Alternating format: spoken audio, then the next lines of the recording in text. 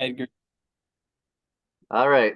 We were just having a great conversation, but we figured we might as well record it. So, Kyle and Blake, real estate in different states. They can't see you what you're doing. Episode 7. We got a special guest tonight. I'm going to let Kyle introduce him. Go ahead. Yes, I'm so excited.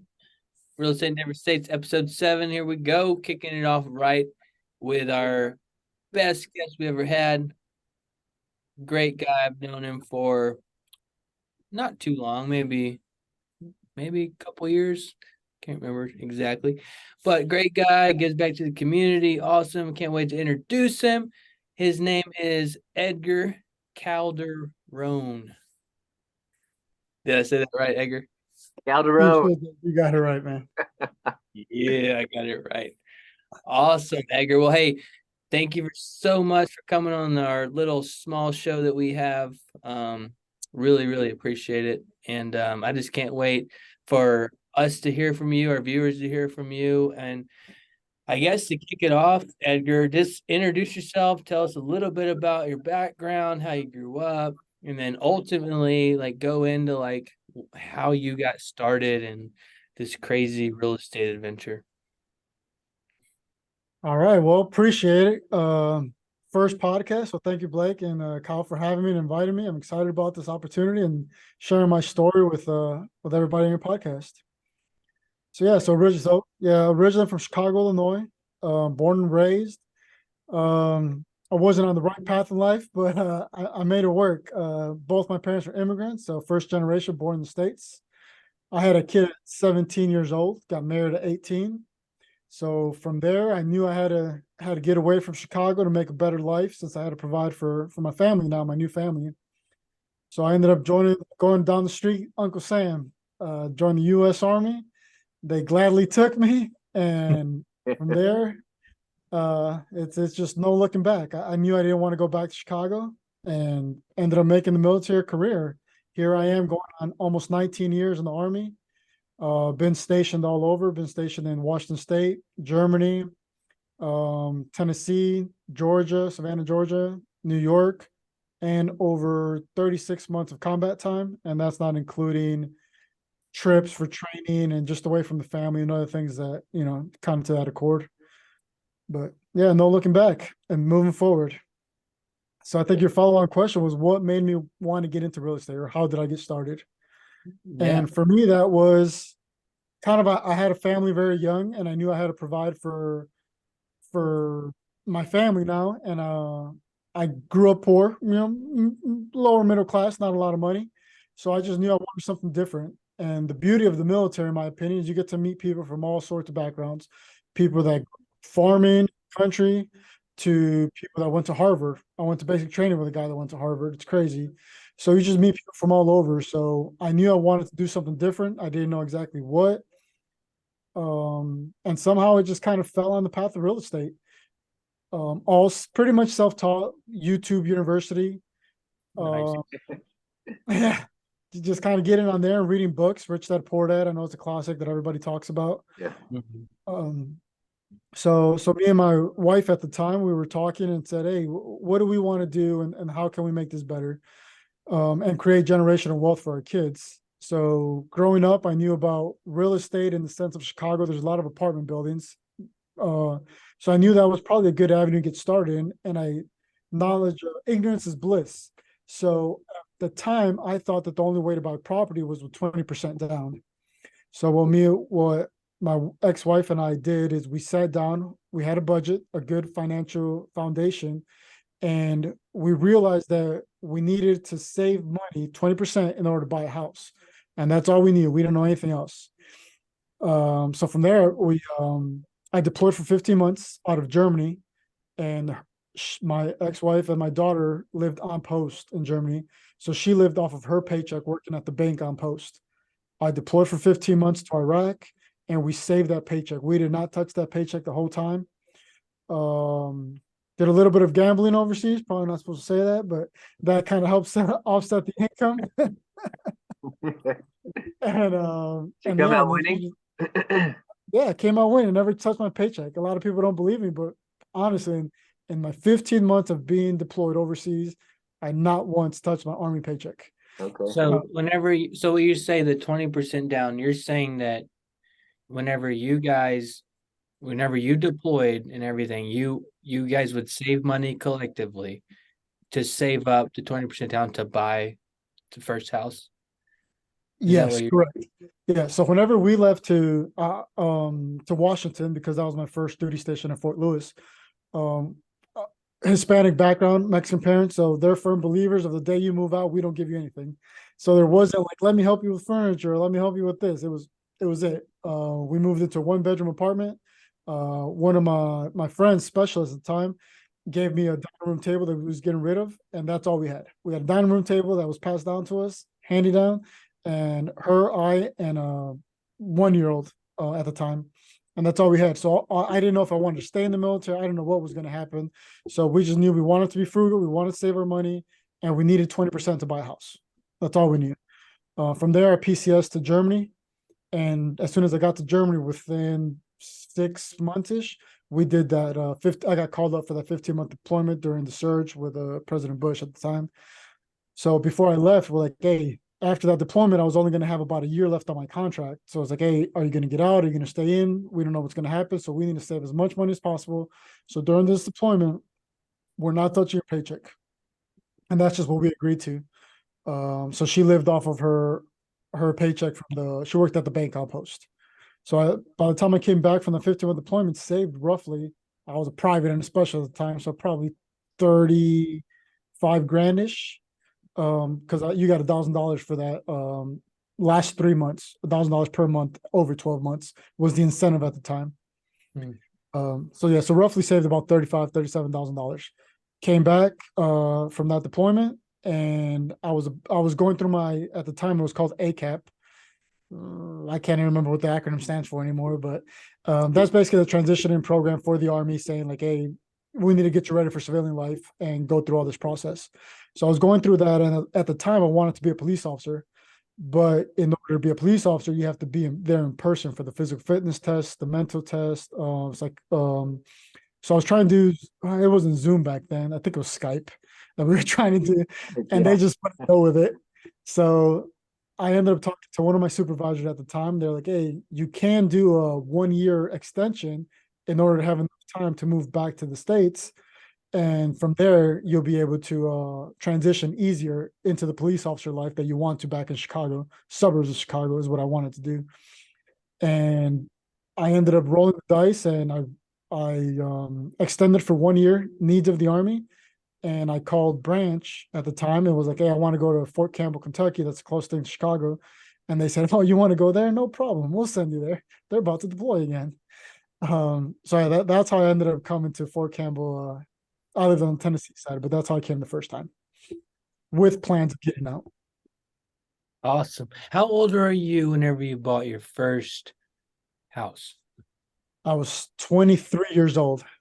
Yeah, 23 years old. And I bought my first house in Tennessee, Clarksville, Tennessee. So y'all saved up for 5 years? Yeah, so I joined the Army, 05. So saved for about 4 years. 4 years of saved. Okay. Yeah.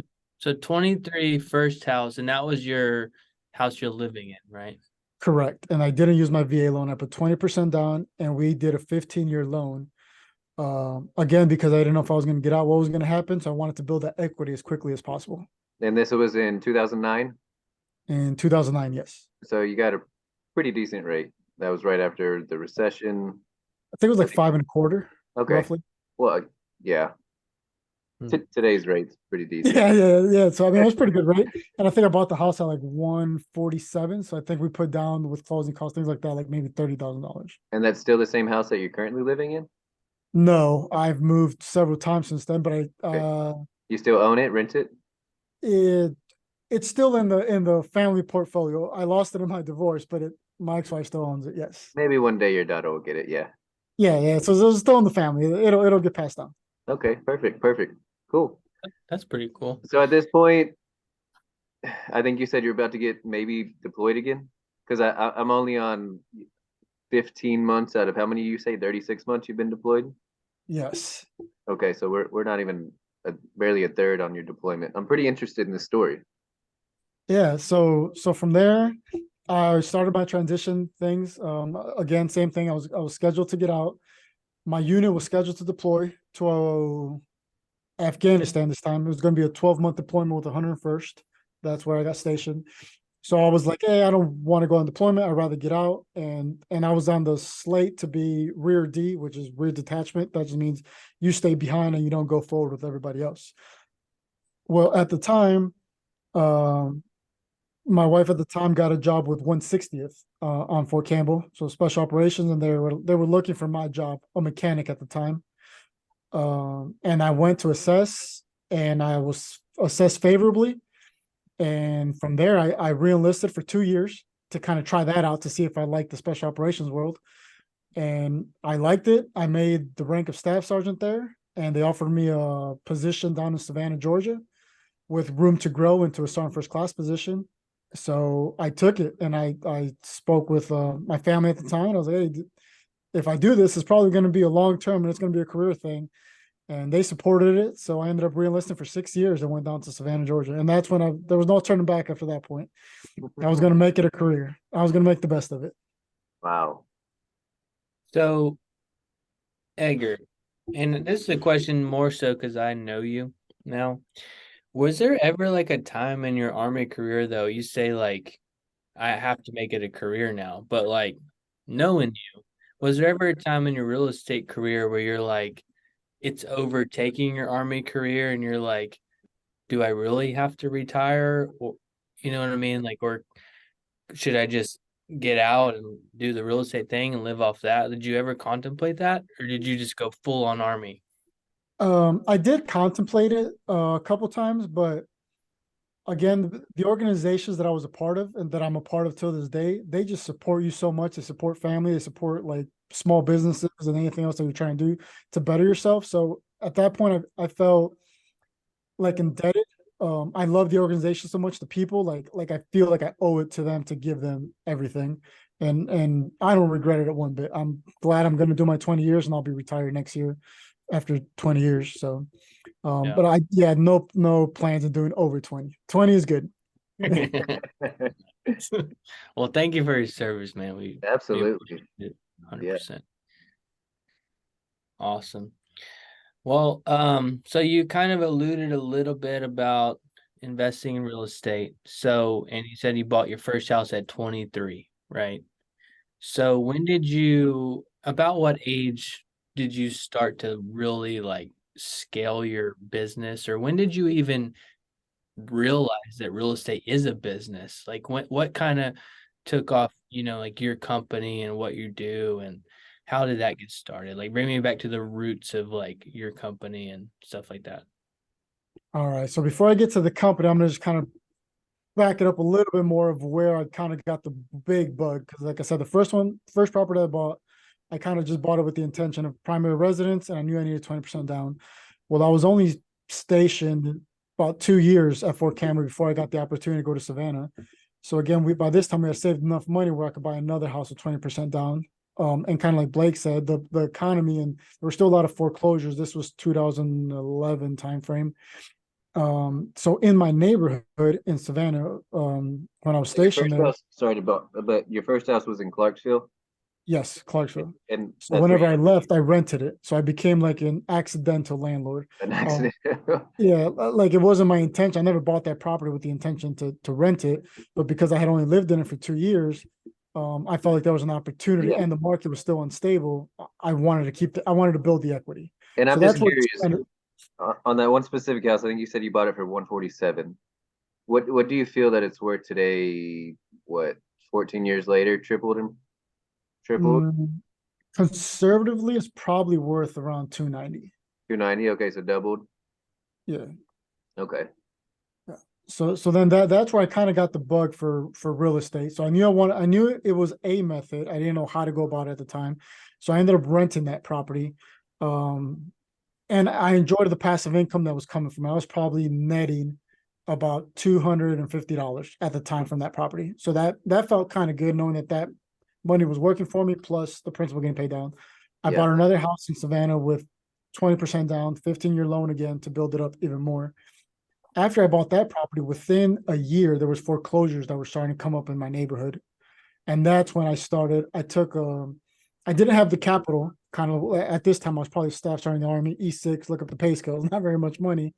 So from there, I took out a HELOC on my primary residence because I'd put so much money down, and that's where I got the capital. And I realized I was borrowing before I knew what borrowing was. And BRRRR, it's an acronym that we use in the investment world, which just stands for buy, rehab, rent, refinance, and repeat the process. So because I had used so much capital right there, I took out a line of credit against my primary residence. From there, I went to the bank. I think I bought a house for like $110,000 was the purchase. So 22,000 is what I needed. So I bought that property with 20% down with my HELOC. From there, I went to the bank and I asked for for them to fund the rehab on it, which at the time was about $30,000 what I needed to renovate this. I took vacation time from the Army in order to work on this for like 3 weeks. And that's all I did. I worked on this house all the time, sweat equity to build it up. Once I got the property value raised, I went to a different bank and I said, hey, I have this property that's worth this much. And I had a tenant from the Coast Guard, the best tenants I've ever had. And they're the ones that got me kind of motivated to like, man, this is easy. All these tenants are awesome. You're never going to have problems. This is so easy. Why doesn't everybody do this? I feel like we're gonna That's have a good great. story later with some other tenants, but Yeah. But I had these great tenants, and they signed the lease immediately. I was able to show that to the bank. So then I refinanced that property for $150,000. So I got back all the money that I put into it, the 22,000 that I put down, plus plus extra money in my pocket. I paid back the rehab loan. So I'm like, man, this makes perfect sense. I was still cash flowing the property monthly. I was still cash flowing the property in Clarksville, and I walked out. I got a loan for 150.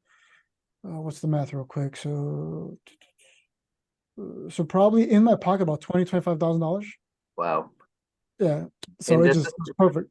just so people know, and I'm sure we're gonna hit on this later, but that 25 grand that you got is not taxable. It's not an actual income. Is that correct? That is correct. I'm not a financial advisor, tax advisor, so go ahead and feel free to go look it up. But yes, and that's another reason that I really got hard on long-term rentals and staying away from flipping. A lot of people told me like, oh, just flip. Yeah. But people that flip is considered active income. So it's equivalent to like a W-2 job. You got to pay taxes on that, or higher taxes versus long-term capital gains, which is typically 15%. So I always went with the strategy of buy and hold. I want generational wealth. I want to set up my family. So let me buy these properties, hold them. And if I ever want to sell them, then I could sell them as a 1031 exchange and defer the taxes.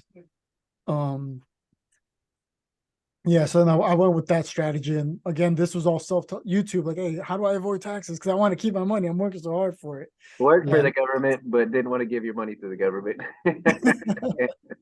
So, Edgar, I have a question. So, in today's market, right? Like things are a little different than they were back then. Like back whenever you started, rates were about where they are now, but the price of homes wasn't where it is now. So, do you think in today's market, current rates, can you still BRRRR? Because I mean, I've been trying to figure that out and do it, and I just every time I think I'm going to be able to do it, the numbers just don't work. I'm not going to cash flow anything, or I'm still going to have money in the deal every time.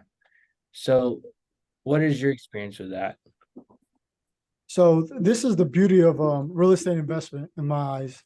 There's so many different strategies, and depending on what your why is, and I tell anybody that wants to start investing, I sit down with people all the time. What is your why, right? Do you need income every month because you don't have a W-2 job?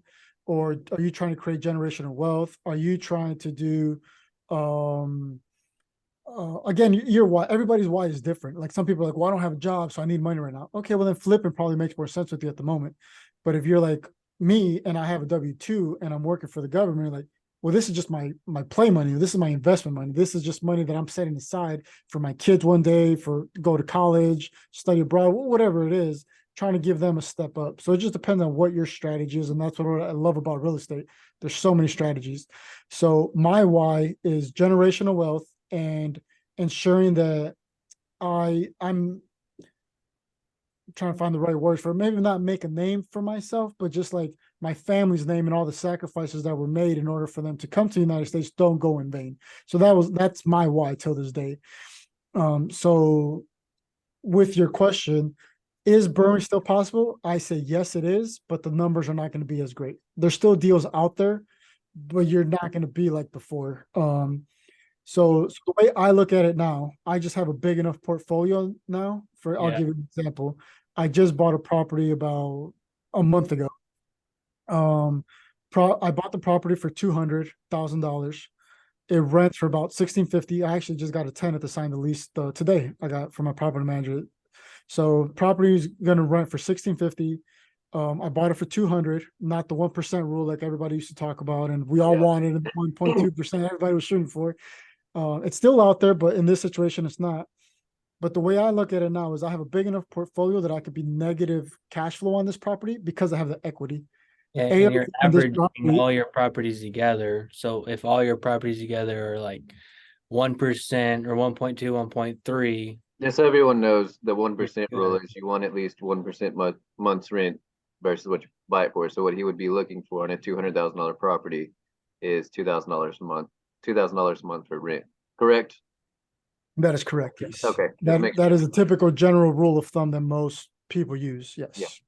so basic, but I mean, so if you're new though, and you have zero rentals to enter this market today and rent at 1% is like very difficult to do, right? Yes. Unless you have a big portfolio and you can take you rent at 0.75, but you got others that are at 2%, and you have all these houses, and then your whole portfolio is renting at 1.3 or 1.4. You don't care because like you're still growing your net worth based on the appreciation and other aspects of investing in that property, right? Yes. Yeah. Correct. So, if I didn't have the portfolio, then I would probably say flipping would be better because the way the economy, in my opinion, deals are coming, and with the way rates are, I would try to be cash heavy. So, like I mentioned, this one ARV is about 270, so I would have enough equity where I could just sell it, and I'd probably just be cash heavy. Nice. That's awesome. And ARV, for everybody who doesn't know, is the after repair value. So it's the money you put into the house. That's what it's worth after it's all fixed up and pretty and beautiful, and what it'll sell for in the current market. But that's awesome, Edgar. Well, it's pretty motivational to hear you talk about all that and to see you come from just young gun in the military, have no clue what he's doing. And then, I mean, that's what I like. I like people who come in, nobody helped them, and you made it, buddy. That's so cool. That's what Curious, I'm all. where are your parents immigrants from? Excuse me. Mexico. Both my parents came from Mexico. Okay. Cool. I was just curious. So, Edgar, another question. So, you mentioned obviously you had a W-2 income. So, one of the stories I have too is like when I first got started, and I've said this on episode 1 or 2, so I'm not going to spend a ton of time on it. But when I first started getting into real estate, I wanted to, flip houses. And somebody told me, well, you need to have a W-2 job or you're not going to be able to. So, and that goes into like, how do you get the capital to do it? And you touched on HELOCs and stuff like that. But I mean, the reason that you were able to borrow your first loan, even your conventional loan 20% down, is because you had the W-2 in the military. So, I mean, what would you tell somebody who is like a 1099 or doesn't have a W-2 who wants to get into real estate and needs capital? I mean, is there other ways to find money, other ways to get capital, other than say they're renting a house and they don't have a HELOC? Like, what do they need to do? So I think and I didn't believe this when I first started, but people used to always tell me the easiest thing to come across is money. The hardest part is finding the deal. So if you could find the deal, again, a deep equity deal, the money will be there. And I'm not trying to say I'm this great hard money lender, but I also lend money. There's a couple people that, so hard money is basically where you ask someone that's been an investor or someone that has experience in it, that has extra capital, where they can loan you the money for a certain amount of interest, and that way that's the money that you use to purchase the property. There's also private money, which is if your parents have money, your neighbor, your Aunt Susie down the street, like where somebody can lend you money, and that's how you Kyle's over here showing me letters saying he needs money. But yes, What'd your notepad say? Lend me money. Yeah, I need some money. but yeah, so there's different ways to get money if you don't have that W-2 job, where you can't go to the bank and say, hey, here's my history of how long I've been working at this place. I believe with 1099s, after 2 years of tax returns, you can qualify if you have the income still, and you could kind of show that. But again, if you're brand new, you don't have a job at the moment, or you don't have the 2 years yet, but you have this great deal, I guarantee you, if you go to one of your local investor meetup groups, or I'm sure most of the areas have Facebook groups. There's so many ways to get out there. Listen to a podcast. Again, so many ways. Family is usually the first place that most people go. Like I said, aunts, uncles, neighbors, people within your community, which is called private money, and you just pay them an interest. Let's say you need to borrow $100,000 for a house that once you fix is going to be worth $200,000. Most of that's a pretty good. I'll lend you money on that. Like, that's all day, because if you default, the equity is backed by the house, so you become the bank for that property. You could foreclose on them if they don't pay, so you're protected in that manner as well. I'm curious if you don't mind me asking, because I didn't actually know that. What's your rate for hard money? What's your typical terms? If you don't mind me asking, you don't Well, have to for your friend rate, and then the people you don't know rate. I don't want to put you on the spot. I don't want people to be like, this is what you said on the podcast. So you don't have to say it if you don't want to, but I'm actually curious. We can talk after.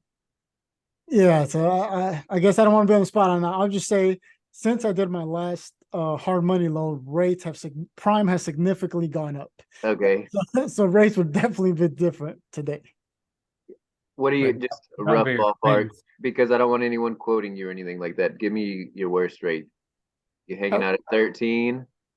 So the previous ones that I did were at 10%, 10, 2 okay. points, 10% interest, 2 points? interest only, 2 points. Not bad. That's pretty good. That's really good, actually. I know. Yeah, I usually hear around 3% origination, or whatever you want to call it, and then around 10 to 13%. So that's definitely average, or maybe even below average. That's a really good rate. Yeah, and again, with rates being different, I would have to analyze and take a look at the market. But a lot of these loans that I've done have been prior to prime being 8%. Yeah, well, yeah, the Fed's meeting, well, today and tomorrow, they're probably going to raise another 0.25 tomorrow. So, but you probably already know that. But Yeah. anyways, what you got, Kyle? I really want to. Well, I'll let you got something, Kyle, because I really want to dig into these tax benefits, and honestly, how did you raise most of your capital? Have you ever taken any money from anyone else, or have you always just done 20% down? You've had the capital because you saved up so much. I am curious. Yeah, so going back with the trying to make a name for myself, trying to like be better and all this, I kind of had a small problem where I want to do everything by myself, right? Like, I want to be prideful. I want to say, like, nobody ever helped me get here. Like, I've done this all on myself. So till this day, I've never used private money or hard money. It's all been on my own. I've used banks, of course, but never any hard money or private money. And looking back at it, I think it probably hindered me a little bit. I think I could have gotten a lot more deals if I would have just asked for that assistance. But part of the pride and just like, hey, I want to do this on my own, I just never did. And that's why when I talk to people now, I try to change that mindset for them and tell them, like, hey, it's not a bad thing. It's okay to ask for help. A lot of people are willing to help. And it's okay. Like, hey, a piece of a watermelon is better than a whole grape by yourself. It's kind of like the way I look at it, right? So people are like, oh, well, I don't want to pay the 10% or 30% interest for getting this hard money loan. Yeah, but if you don't get that loan and pay that 50% or 30%, whatever it is, you're not going to get this deal and make any money. So Yeah. would you rather just have a piece of it, or would you rather miss out on everything? Yeah, So $5,000 is better than no $1,000. Yeah, absolutely. Yeah, 100%. So I think that was one thing that I messed up on. that probably should have took advantage of. You think you could have scaled up faster? I definitely, yes. I definitely think I could have scaled faster using probably some hard money when I was younger. And I probably could have leveraged my VA home loan for any veterans that are out there. If I would have used my VA loan, I wouldn't have tied up so much capital in the properties that I bought, because you could buy a property with 0% down and don't worry about paying PMI. And in the eyes of the VA, a quadplex and smaller. So for people who don't know, quadplex is a apartment that has four units. A triplex is 3 units, duplex is 2 units, and a single family house. In the eyes of the VA, all those are considered single family homes. So if I would have used that and leveraged that properly, I could have probably bought quadplexes every duty station I went to.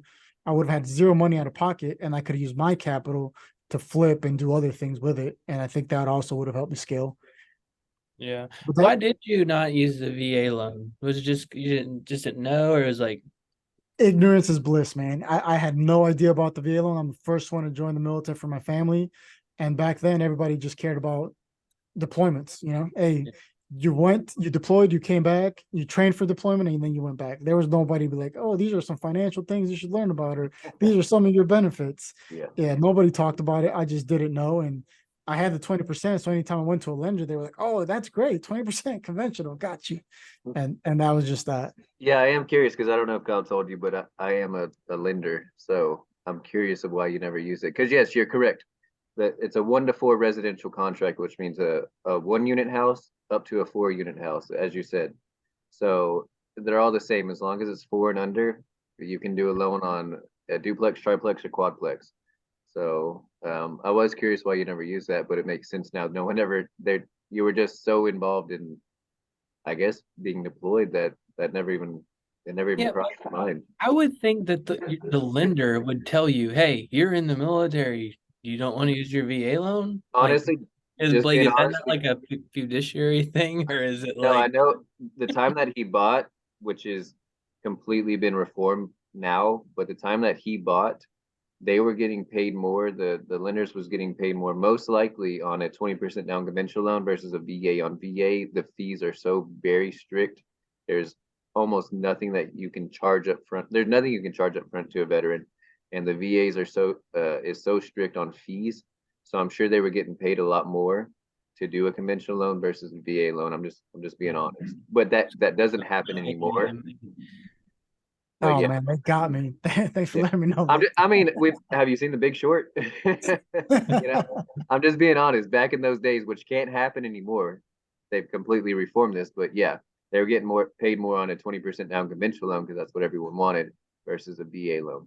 So that's why the lenders want, they were just looking out for their pockets, not yours.